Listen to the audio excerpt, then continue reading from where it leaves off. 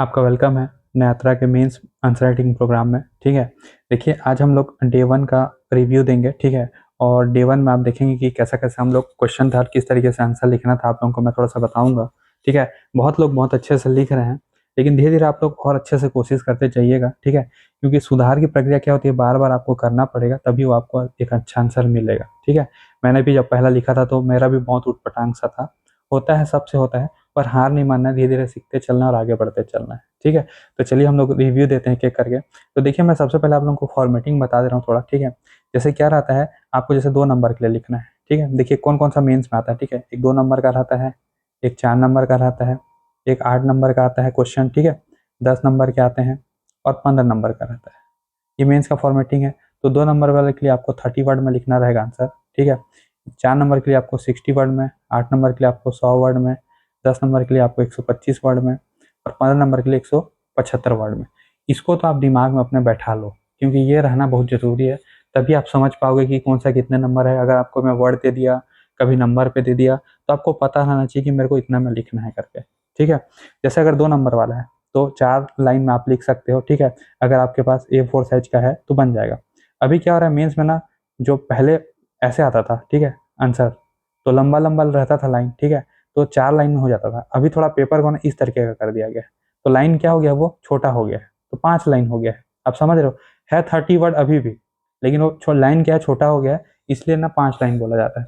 लेकिन अगर आपका पेपर मतलब अगर आपका ऐसा बड़ा सा कॉपी है जिसमें आपको लग रहा है कि हाँ यार मेरा 4 लाइन में 30 वर्ड आ जा रहा है, आपको शब्द भी गिनने हैं थोड़े से। ठीक है, तो जैसे 5 लाइन है ना, तो एक लाइन में 5 वर्ड, तो 5 छक्का 30। इस तरीके से आपको वर्ड भी शब्द भी काउंट करते चलना है। ठीक है, इसी ये सबको भी देखा जाता है कि कौन कितना किस तरीके का आंसर लिख रहा है। आपको ना आंसर ना एकदम इजी वे में लिखना, ताकि वो पढ़ने वाला ना बहुत जल्दी पढ़ ले। 4 लाइन मतलब उसको दिख जाए कि 4 लाइन क्या क्या लिखा है फटाफट। इतना लंबा लंबा आप ज़्यादा भर दोगे ना, तो उसको बड़ा टेंशन हो जाएगा, उसको लगेगा 2 नंबर वाला ही 10 नंबर के बराबर लिखा हुआ है। ठीक है, तो मतलब उतना ज़्यादा कंटेंट नहीं दे देना है। देखो बहुत सारे कंटेंट आ जाते हैं, लेकिन आपको उसमें से छांटना है कि कौन सा बेस्ट है और कौन सा मैं अपने आंसर पे दूं जो और लोग नहीं दे पा रहे हैं। तब आपको क्या मिलेगा, अच्छा नंबर मिलेगा। आपको 2 में 2 मिल सकता है, 1.5 भी मिल सकता है, 1 भी मिल सकता है, 0.5 भी मिल सकता है। ठीक है, ये मिनिमम है और ये मैक्सिमम है। लेकिन इसको ये सबसे ज़्यादा नंबर जो 2 वाला मिलता है वो 1.5 नंबर लगभग सबको मिल जाता है अच्छे से अगर आप लिखेंगे तो। ठीक है, तो चलिए हम लोग आगे बढ़ते हैं और देखते हैं। देखिए काम करेंगे आप लोग, यहाँ पर ना आप अपना नेम लिख देंगे। ठीक है, तो मैं आपको क्रेडिट दे पाऊंगा कि किसका है ये, तो मुझे नहीं पता चल पाएगा। ठीक है, देखिए सबसे पहला हमारा क्वेश्चन था, चलिए हम लोग स्टार्ट करते हैं। ठीक है, देखिए मैं कुछ कॉपी लिया हूँ और कुछ कुछ लोगों का लिया हूँ, तो आप बाकी लोग आप अपने को मतलब अगर इसको जिनको रिव्यू मिल रहा है वैसे आप अपना कॉपी को मिला के देख लेंगे। ठीक है, लेकिन हर बार वो चेंज होते जाएगा। इस बार मैं जिनका लिया हूँ अगली बार आप लोगों का लूंगा, तो इस तरीके से सबका ना बारी बारी से चेक होते चलेगा। ठीक है, लेकिन जो बेस्ट रहेगा, जो लगेगा कि हाँ यार चलो ये अच्छा लिखा है, तो उसका कॉपी मैं ले ही लूंगा। ठीक है, तो आप लोग कोशिश करिएगा, और जो सबसे पहले लिखेगा ना, जो सबसे पहले लिखेगा उसका हमेशा रिव्यू मिल जाएगा। तो ये कोशिश करिएगा कि सबसे पहले मैं लिखूँ। ठीक है, तो ये भी थोड़ा आपको फायदा मिल जाएगा इस चीज़ का। तो चलिए सबसे पहले हम लोग देखते हैं। ठीक है, कि कैसा आंसर लिखा है इन्होंने। तो देखिए मेरा पहला क्वेश्चन क्या था, सिंघनपुर की गुफाओं की विशेषता लिखना था आपको। ठीक है, तो सिंघनपुर की गुफाओं की विशेषता को आपको लिखना था 30 वर्ड में, याद रखेंगे आप लोग। ठीक है, तो 30 वर्ड है तो सीधा सीधा आपको ना 4 लाइन। देखिए इनका जो वर्डिंग लिमिट है ना ये ज़्यादा है। 30 वर्ड आप गिनेंगे ना, आप गिनो एक एक करके, तो आपको दिखेगा कि बहुत ज़्यादा लिखते हैं, 30 क्रॉस हो जाएगा। तो शॉर्ट में लिखना आपको। और क्या करेंगे आप पता है, जैसे ये इन्होंने थ्योरी में लिखा है, ये भी अच्छा माना जाता है फॉर्मेट, लेकिन इसको ना देखो पढ़ने में उसको प्रॉब्लम जाएगा। तो आपको क्या करना है, इसको ना शॉर्ट शॉर्ट में लिखना है, जैसे 0.1 2 3 4 इस तरीके का। तो एक एक करके आप बता देंगे। ठीक है, तो देखिए इन्होंने कैसा लिखा आंसर, सिंगनपुर गुफा रायगढ़ जिले के चावल ढाल की पहाड़ी में स्थित है। स्थित छत्तीसगढ़ की प्राचीनतम गुफा है, जहाँ गेरुआ रंग में सीढ़ी नुमा मानवाकृति तथा लाल रंग में पशुओं सरीसृपों तथा टोटमवादी विभिन्न शैल चित्रों का रूपांकन किया गया है। इसे छत्तीसगढ़ का भीमबेटका के नाम से भी जाना जाता है। ठीक है, देखिए ये ना पहले के फॉर्मेट के हिसाब से अच्छा था, अभी थोड़ा एडवांस हो गया है। ठीक है, सीजीपीएससी में। तो आपको ना मैं जैसे आपको बताइए पॉइंट वाइज आपको आंसर लिखना है। ठीक है, कई लोग लिखे, मैं आपको दिखाऊंगा अभी वो लोग कैसे लिखे हैं। ठीक है, तो देखिए आपको ना विशेषता पूछा था। अगर आपको जब विशेषता पूछे ना, तो आपको ये नहीं बताना है कि वो रायगढ़ में है, चावल की पहाड़ी में, ये सब अगर आप नहीं भी बताते हैं तो नहीं, क्योंकि आपके पास आपको पता है कि आपके पास कितना पॉइंट है, 4 लाइन है। मुश्किल से 4 लाइन, ज़्यादा से ज़्यादा 5 लाइन। ठीक है, तो उसमें सबसे इंपॉर्टेंट फैक्टर डालो। अगर आपको विशेषता पूछा तो सीधा सीधा आप विशेषता क्या बताओगे कि यहाँ पर सर्वाधिक, यह सबसे प्राचीन गुफा है, यहाँ सर्वाधिक प्राचीन शैल चित्र प्राप्त हुए हैं, ये 2 गुफा हो गई। ये जो गुफा है कैसी है, दक्षिण मुखी गुफा है, ये सब उसकी विशेषताएं हो गई, ठीक है। यहाँ पर जो शैल चित्र मिले हैं वो ऑस्ट्रेलियाई, स्पेनिश, मैक्सिकन, इनसे क्या रखते हैं, समानता रखते हैं, ये लिखना आपको। यहाँ पर ना सबसे इंपॉर्टेंट फैक्ट एक और ये हो जाएगा, यहाँ पर जो मिला है वहाँ पर एओमेन का, एओमेन और क्या है, मरमेड, ठीक है। एओमेन और मरमेड का क्या मिला है, यहाँ पर शैल चित्र मिला है, जो कहीं और भारत में कहीं भी किसी भी गुफा या शैल चित्र में नहीं मिला है। तो ये बहुत इंपॉर्टेंट हो जाएगा, इसको अगर आप अपने आंसर में ऐड करेंगे ना तो देखने वाले को लगेगा अरे बाप रे, औरों से अलग लिखा है करके। तो ये 2 को ऐड करेंगे, एओमेन और मरमेड का शैल चित्र मिला है कहाँ से, सिंगापुर की गुफा से, ठीक है। बाकी आपका आंसर ऐसा नहीं है कि अच्छा नहीं है, बहुत अच्छा है, ठीक है। और यहाँ पर जो शैल चित्र मिला वहाँ पर कौन सा रंग का यूज किया गया, गेरुआ रंग का यूज किया गया, इसको भी लिखेंगे, ठीक है। ये इसकी क्या हो जाएंगी, विशेषता हो जाएंगी। तो इस तरीके से आपको क्या करना है, पॉइंट वाइज लिखते चलना है, ये वाले फॉर्मेट में आपको लिखना है, ये पॉइंट वाइज, ठीक है। आप ऐसे थ्योरी में लिखेंगे ना तो आपको ज्यादा भी दिखेगा और पढ़ने में ना थोड़ा दिक्कत भी आता है, सामने वाले को ईजी करके देना है, बहुत ईजी करके देना है सामने वाले को, ठीक है। देखिए फिर इनका दूसरा आंसर देखते हैं हम लोग। देखिए दूसरा आंसर है, रायगढ़ जिले में प्राप्त प्रागैतिहासिक काल के शैल चित्रों की जानकारी दीजिए। ये भी 30 वर्ड में था, ठीक है। आप देखेंगे 30 वर्ड से ज्यादा लिखा हुआ है ये, ठीक है। आपको वर्ड लिमिट बहुत कम करना है। तो देखो अगर आपको पूछा है कि प्रागैतिहासिक काल में, वो भी रायगढ़ जिले में, तो सीधा सीधा आप सिंघनपुर की गुफा एक हेडिंग डाले, ठीक है। उसके बारे में आपको लिख दो कि जो सिंघनपुर की गुफा कैसी है, पूर्व पाषाणकालीन गुफा है, ठीक है। यहाँ पर भी आप लिख सकते थे, यहाँ पर मैं एक पॉइंट बताना भूल गया, यहाँ पर भी ये लिख सकते थे सबसे पहले कि ये क्या है, यह पूर्व पाषाणकालीन गुफा है। फिर यहाँ बता दो कि सबसे प्राचीन गुफा है, ठीक है। यहाँ पर सर्वाधिक शैल चित्र प्राप्त हुए हैं, दक्षिण मुखी गुफा है, लाल गेलुआ रंग का प्रयोग किया गया है, एओमेन और मरमेड के शैल चित्र मिले हैं। यहाँ के जो शैल चित्र मिले हैं वो किसे, ऑस्ट्रेलियाई, स्पेनिश और बाकी शैल मतलब अन्य जो है ना, इनसे क्या रखता है, समानता रखता है। इस तरीके से आपको लिख देंगे। अगर इजी वे में लिखेंगे ना पॉइंट टू पॉइंट वाइज, तो पढ़ने वाले को एकदम इजी भी पड़ेगा और आपको नंबर भी अच्छा देगा, ठीक है। इतना थ्योरी वो पढ़ने का नहीं। तो देखो दूसरा क्वेश्चन था हमारा रायगढ़ जिले, ठीक है। तो रायगढ़ जिले से जो प्राप्त हुए प्रागैतिहासिक काल के शैल चित्र के बारे में जानकारी, तो आप देखेंगे कि जो सिंघनपुर की गुफा, इन्होंने बताया कि पूर्व पाषाणकालीन गुफा है, ठीक है। यहाँ से छत्तीसगढ़ के सर्वाधिक प्राचीन शैल चित्र पाए गए हैं, जिसमें से सीढ़ी नुमा, मानवाकृति श्रृंखला, शिकार करता हुआ मनुष्य, हस्तचलित कुदाल आदि, ठीक है। फिर इन्होंने दूसरा लिखा है पॉइंट कबरा पहाड़, ठीक है, क्योंकि रायगढ़ जिले में कबरा पहाड़ भी आता है। तो यह मध्य पाषाणकालीन गुफा है। यहाँ पर लाल रंग की छिपकली, सांभर, मानव श्रृंखला, गेरुआ रंग में कछुआ, हिरण, जंगली भैंस आदि के शैल चित्र प्राप्त हुए। आप देखेंगे अच्छा आंसर है ये, ठीक है, ऐसा नहीं है कि नहीं है। लेकिन अगर आप इसको लिखेंगे ना और भी पॉइंट बना सकते हैं। जैसे आपने सिंघनपुर का गुफा बनाया, इसमें सिर्फ लिख दो आप यहाँ पर जो सर्वाधिक शैल चित्र है वो सबसे प्राचीन है, लाल गेलुआ रंग का प्रयोग किया गया। ये आप ये एओमेन और मरमेड वाला को भी डाल सकते हो आप। यहाँ पर एओमेन और मरमेड के क्या मिले हैं, शैल चित्र मिले, ऐसे करके पहले लाइन में। दूसरा आप बता दो कबरा पहाड़। कबरा पहाड़ क्या है, मध्य पाषाणकालीन गुफा के साथ क्या है, यहाँ पर लाल रंग की छिपकली, सांभर और पंक्तिबद्ध मानव के समूह मिले हैं, ये लिख दो फटाफट। तीसरा में आप क्या बना दो, बसनाझर बना दो, फिर कर्मागढ़ लिख लो, ठीक है, खैरखेड़ा लिख लो। इस तरीके से क्या हो जाएगा आपका, 2-3 जगह और हो जाएगा जो रायगढ़ में स्थित है, ठीक है। तो आपको ना पॉइंट पॉइंट करते मैं आपको आगे दिखाऊंगा। किसी ने लिखा है बहुत अच्छा था वो आंसर में देखा था, ठीक है।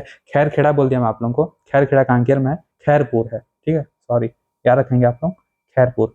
खैरपुर में क्या मिला यहाँ पर पता है, यहाँ पर जो शैल चित्र मिला वो अंधेरे में चमकते हैं। तो ऐसा ऐसा पॉइंट को डालोगे ना आप, तो औरों से आपका आंसर क्या हो जाएगा, अच्छा हो जाएगा, ठीक है।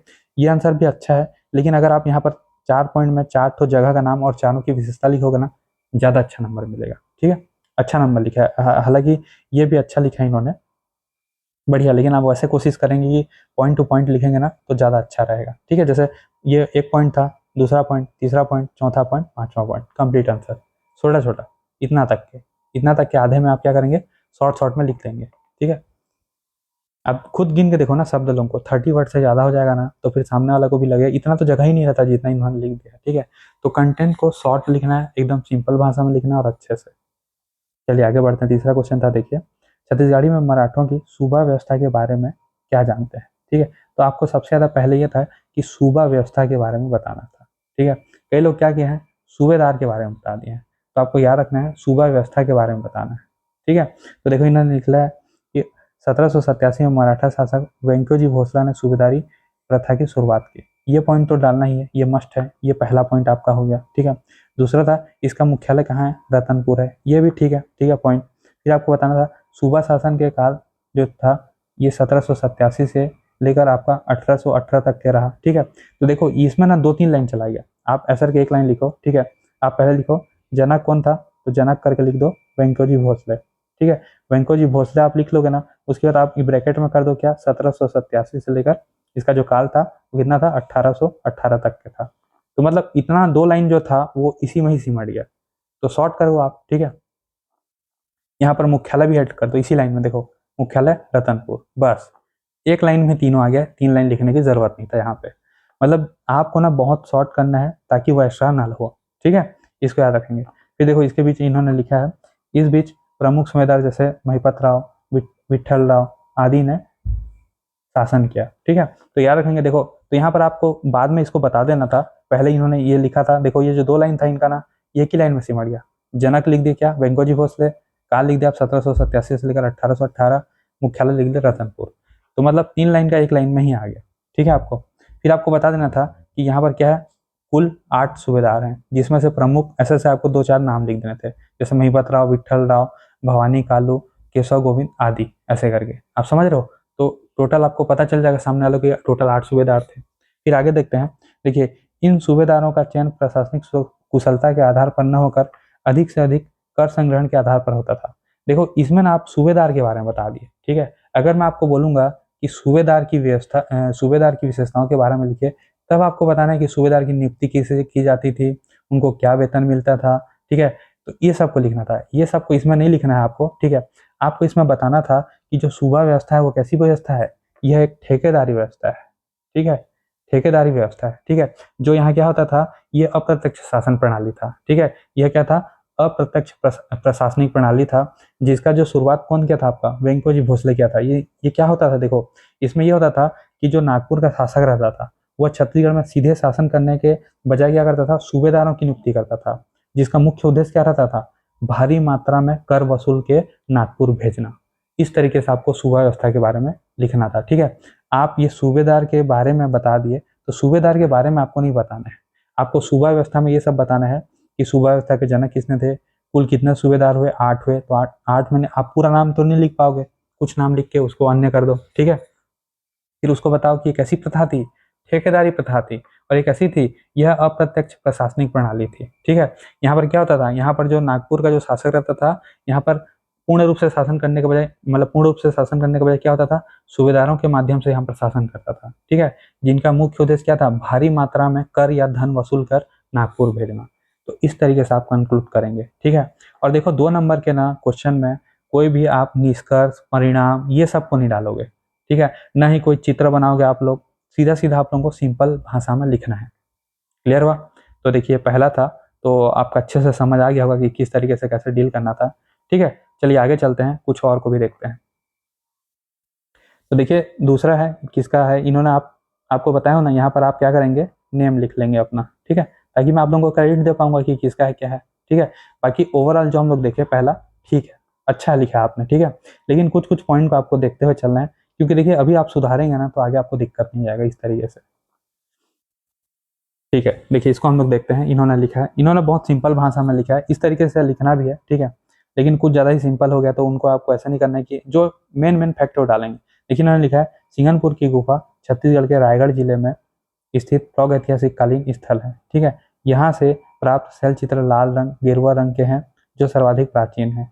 यहाँ से प्राप्त मूर्तियां मैक्सिकन स्पेनिश मूर्तियों के सादृश्य हैं। ठीक है, तो देखो यहाँ पर मूर्ति आ गया एक बार। ठीक है, यहाँ मूर्ति आ गया एक बार, तो 2-2 बार मूर्ति आ जा रहा है। ठीक है, तो कभी कभी ना चीज़ों को रिपीट नहीं करना है, आपको एक चीज़ को एक ही बार में लिखना है। ठीक है, आप यहाँ बता दो कि यहाँ से जो प्राप्त, यहाँ पर लिखो शैल चित्र। ठीक है, मैक्सिकन स्पेनिश शैल चित्र से प्राप्त क्या रखते हैं, उनके समान है। ठीक है, ये लिखना है। इन्होंने बहुत थ्योरी वे में लिखा है, लेकिन आप क्या करेंगे, जैसे मैं आपको बताया, पॉइंट वाइज लिखेंगे। अगर 5 पॉइंट में आप आंसर लिखेंगे ना, तो देखने वाला आपको ना नंबर अच्छा दे देगा। ठीक है, लिखे आप अच्छा हो, लेकिन जो जो मैं आप लोगों को इससे पहले वाले फैक्ट बताया हूँ उस तरीके से आपको लिखना है। ठीक है, चलिए आगे चलते हैं। देखिए रायगढ़ जिले के प्राप्त प्रागैतिहासिक काल के बारे में शैल चित्र, मैं आपको पूछा हूँ रायगढ़ जिले में कौन कौन से जो प्रागैतिहासिक शैल चित्र प्राप्त हैं उसको लिखना था। इन्होंने लिखा, देखिए रायगढ़ जिले में प्रमुख प्रागैतिहासिक कालीन स्थल में सिंगनपुर की गुफा, जो पूर्व पाषाणकालीन है, यहाँ से लाल रंग और गेरुआ रंग के सरीसृप पशु आदि शैल चित्र प्राप्त हुए हैं। ठीक है, इतना लंबा नहीं लिखना है, मैं आपको बताया ना, एक पॉइंट लिखना है, एक लाइन में खत्म करना। दूसरा, इसके अतिरिक्त इन्होंने करबरा पहाड़, मध्यपाषाणकालीन और चितवा डोंगरी लिख दिया। देखो पूछा क्या हूं मैं, रायगढ़ में, रायगढ़ में चितवा डोंगरी थोड़ी है, ये तो बालोद में है, ठीक है, और नौपाषाणकालीन स्थल है, इसको आपको नहीं लिखना था, ठीक है। तो ये वाला जो पॉइंट हो जाएगा ये इनका गलत हो जाएगा।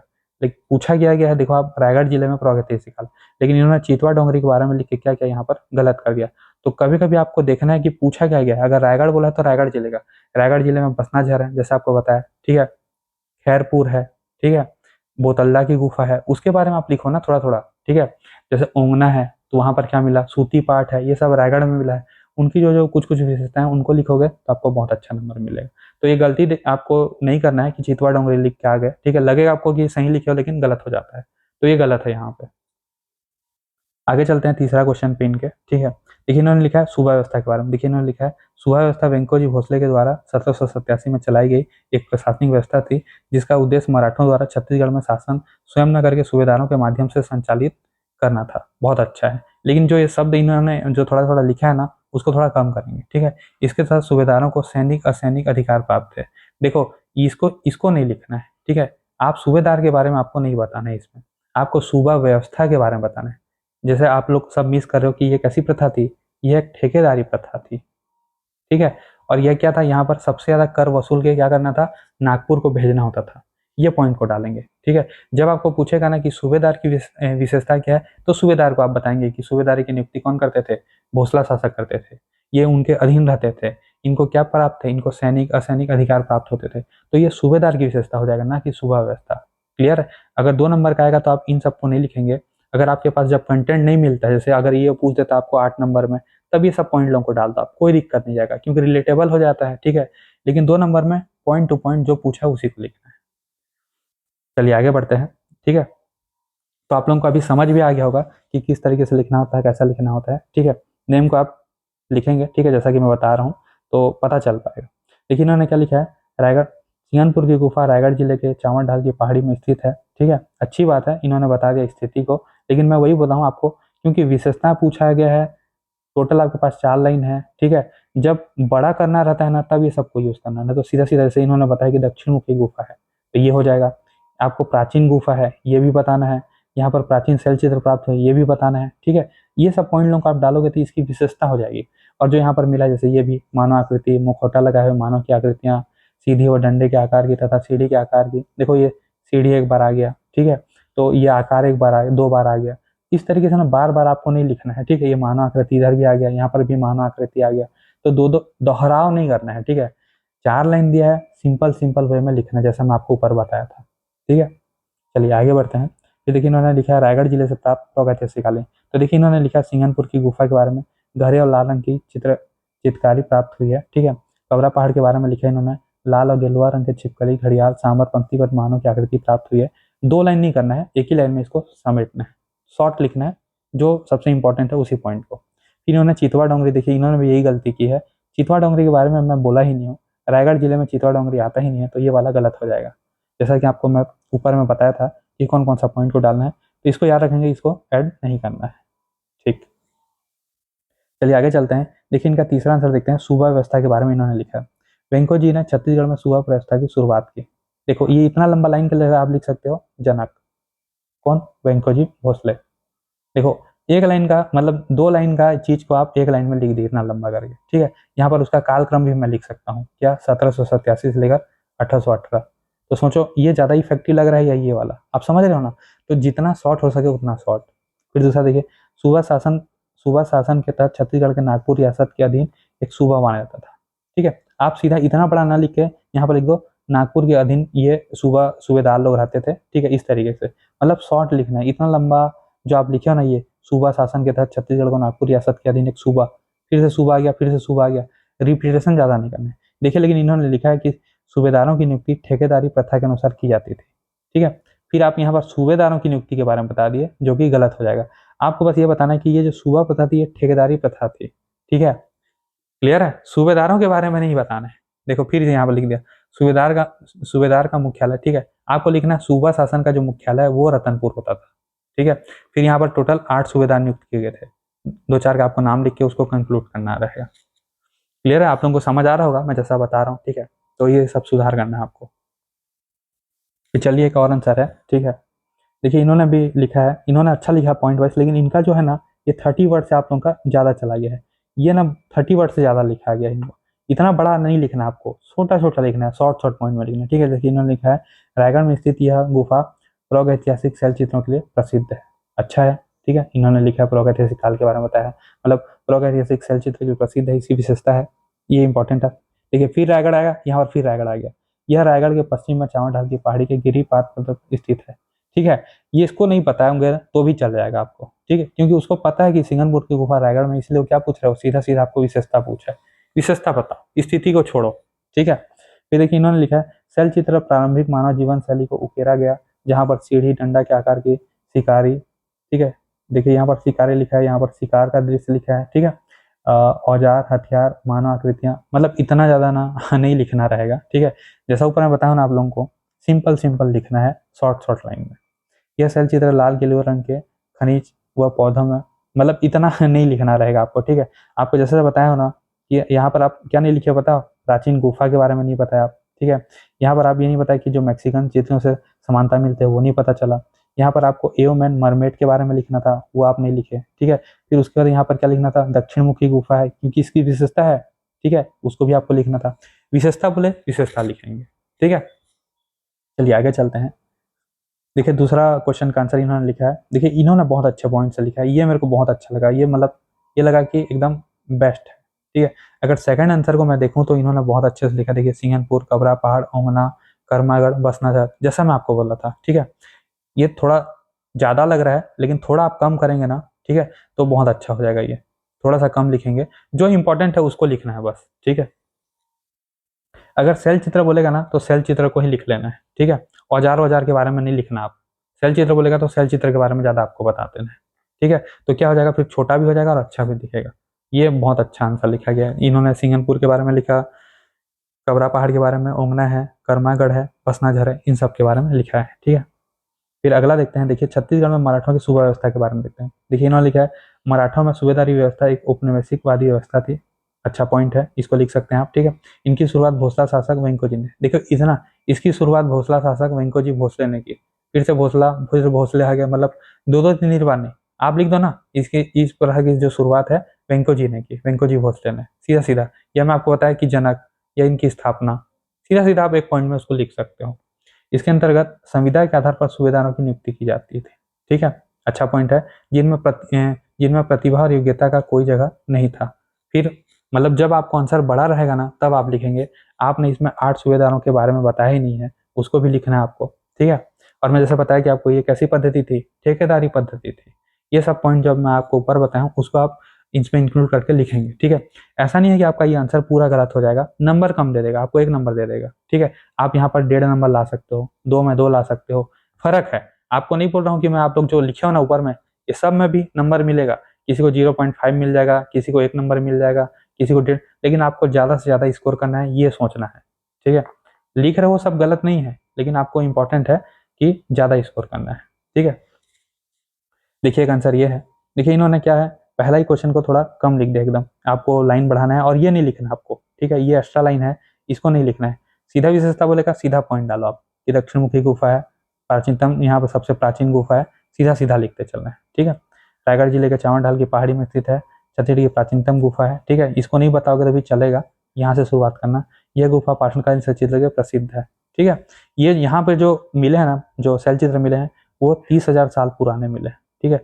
30,000 साल पुराने शैलचित्र मिले हैं। अगर आप ये 30,000 साल वर्ड को यूज करेंगे, आपको अच्छा आंसर, मतलब सामने वाले को लगेगा कि यार सामने वाला नॉलेजेबल आदमी है, वही आंसर नहीं है, कुछ आप एक्स्ट्रा दोगे ना, सामने वाले को लगेगा कि हाँ यार अच्छा है, ठीक है, इसको याद रखना है। ये देखिए इन्होंने लिखा है रायगढ़ जिले में प्रागैतिहासिक काल के शैलचित्र के बारे में, ठीक है।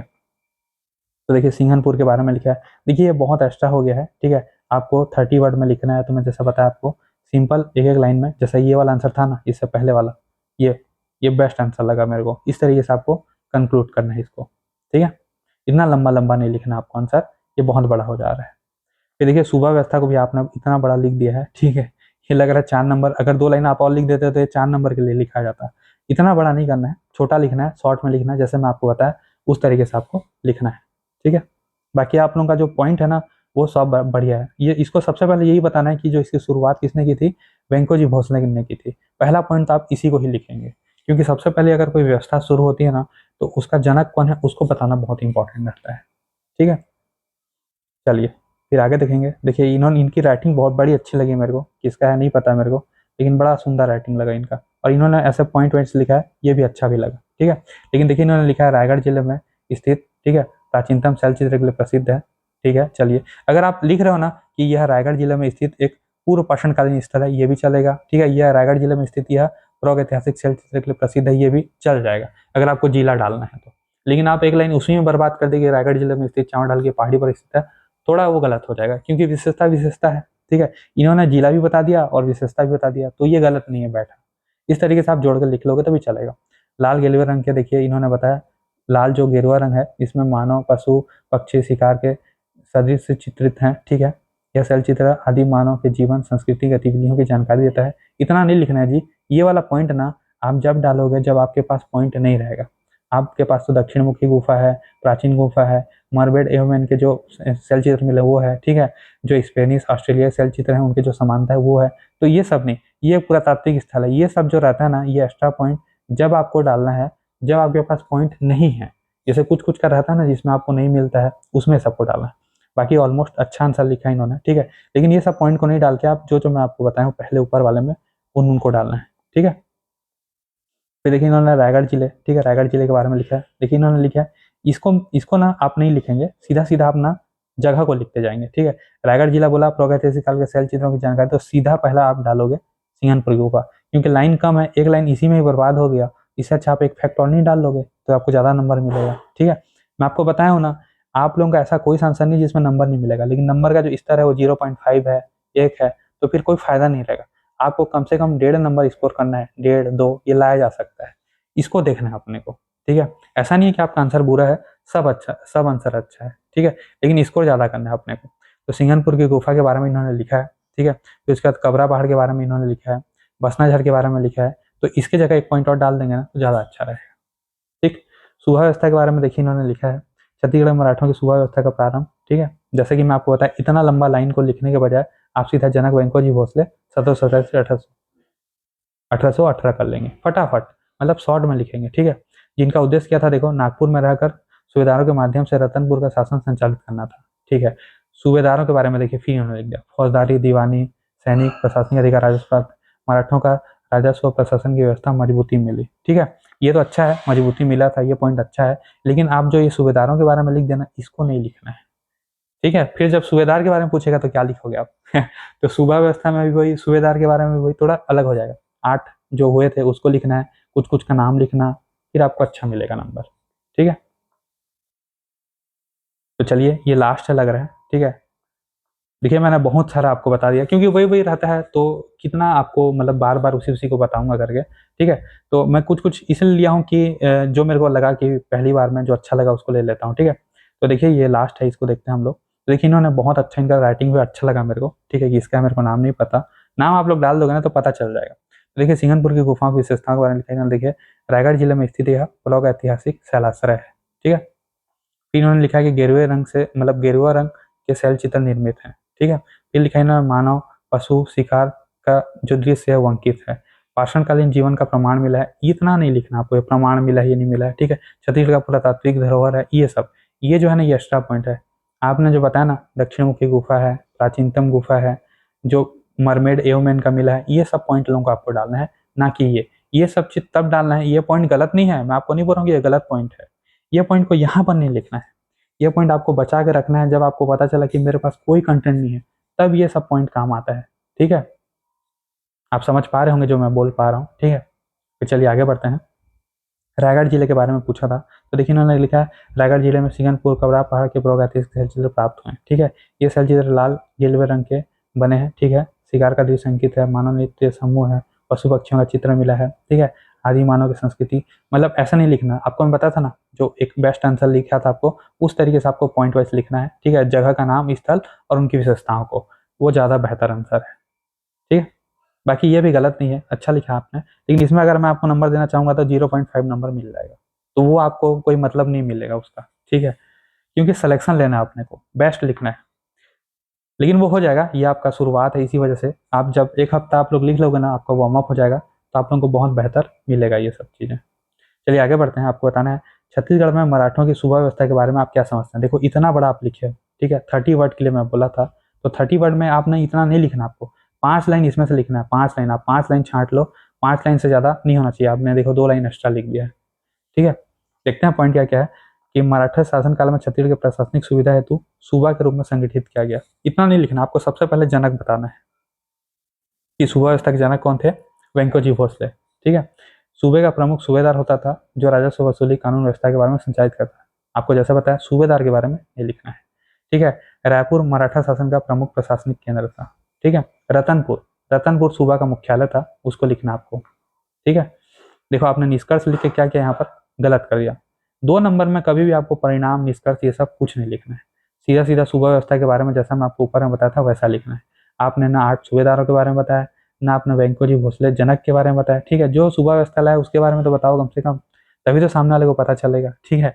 बाकी सारा लिख देना। देखिए इन्होंने निष्कर्ष में क्या लिखा है, मराठों की सुव्यवस्था व्यवस्था छत्तीसगढ़ में केंद्रीय प्रशासन और राजस्व की व्यवस्था को मजबूत किया। लेकिन आपको लिखना है, लेकिन क्या हुआ यहाँ पर, जो किसान थे वो पीड़ित थे, अत्यधिक मात्रा में क्या हुआ, टैक्स वसूली किया गया। तो ये कुछ नकारात्मक पॉइंट भी है। निष्कर्ष हमेशा ना दोनों तरफ आपको मतलब पॉजिटिव भी बता रहे तो नेगेटिव भी थोड़ा बताते चलो, ठीक है। बैलेंस करके लिखना है निष्कर्ष को, ना कि सब आप पॉजिटिव बताओगे, ठीक है। तो ये ना आपको 15 नंबर पे डालना है, 15 में लिखना है, 8 में लिखना है। अगर आपको 15 और 8 में बोले तब आप निष्कर्ष परिणाम ये सब लिखेंगे। अगर आपको 2 नंबर में बोलेगा तो सीधा सीधा लिखना है पॉइंट वाइज, ठीक है। तो चलिए आप लोगों को अच्छा लगा होगा, ठीक है। और आगे आप लोग लिखते चलेंगे, बहुत अच्छा लिख रहे हो, ठीक है। और कैसा लगा आप लोगों को ये रिव्यू, एक लाइक कर देंगे आप लोग, अभी मैं डालूंगा ग्रुप में, ठीक है। और अगर आपको कुछ भी डाउट होता है तो आप मेरे को मैसेज कर सकते हो, कोई दिक्कत नहीं है, ठीक है। अभी डे 2 का आपको मिल जाएगा, ठीक है, डे 2 का क्वेश्चन मिल जाएगा। इसी तरीके से हम लोग धीरे से धीरे शुरुआत करेंगे, धीरे धीरे आपको ना स्तर जो है वो बढ़ता दिखेगा, ठीक है। और देखिए मैं आप लोगों को एक पॉइंट और बताना चाहता हूँ, अभी क्या है, आज नया नया है तो बहुत लोग लिख रहे हैं। आप एक हफ्ते बाद देखेंगे ना तो आपका मन क्या हो जाएगा, धीरे धीरे नीचे उतरने लगेगा, लगेगा लोगों को ये क्या है, मेंस बहुत हार्ड है, ठीक है। इतना इतना इतना सोच सोच के लिखना पड़ता है, ये सब ऐसे, ठीक है। लेकिन वही है, धीरे धीरे जब आप आगे बढ़ते चलेंगे ना तो आपको चीजें और अच्छी क्लियर होते चलेंगे। और देखिए आपका मेरा यकीन मानना है, आप लोग क्या करेंगे ना, पूरा लिखना सीख जाएंगे, ठीक है। यहाँ पर मैं आप लोगों को ना लिखना सिखा दूंगा कि मेंस में कैसे लिखते हैं। आपको लेकिन डेली लिखना है, डेली लिखना है, चाहे आप गलत लिखें सही लिखें, किसी का देख के लिखें, अगर आपको नहीं आ रहा है, ठीक है, कॉपी कर लो, कोई दिक्कत नहीं है। धीरे धीरे चीजें आप समझ जाओगे, ठीक है। तो चलिए फिर हम लोग अगले रिव्यू में मिलेंगे, ठीक है। और कैसा लगा आपको सेशन आप बताना, अगर अच्छा लगे तो आप लाइक कर देना।